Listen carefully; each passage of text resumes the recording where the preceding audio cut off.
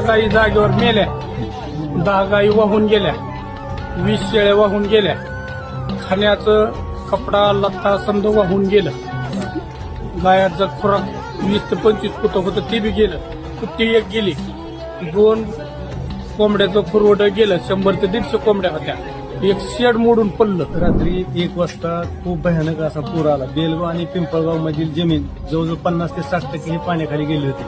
त्याच्यामध्ये सर्वात जास्त विश्वनाथ दातखिळे यांचं जे आहे नुकसान न भरून निघणारी इतकी मोठी पोकळी निर्माण झाली आहे. यामध्ये त्यांच्या 17 गाया जागेवर आता आपल्याला पाहायला मिळते. 17 गाया जागेवरती मेल्या आहेत, 10 गाया त्यांच्या वाहून गेल्या आहेत, त्याच्यामध्ये 15 वासरं गेले आहेत, शेळ्या 20 गेल्या आहेत, 100 कोंबड्या जवळजवळ गेलेल्या आहेत. त्या ठिकाणी बाद त्यांचे लोळलेले आहेत आणि या ठिकाणी त्यांचं शेड असेल, जीवनावश्यक वस्तू असतील तर रात्री सगळ्या वाहून गेलेल्या आहेत.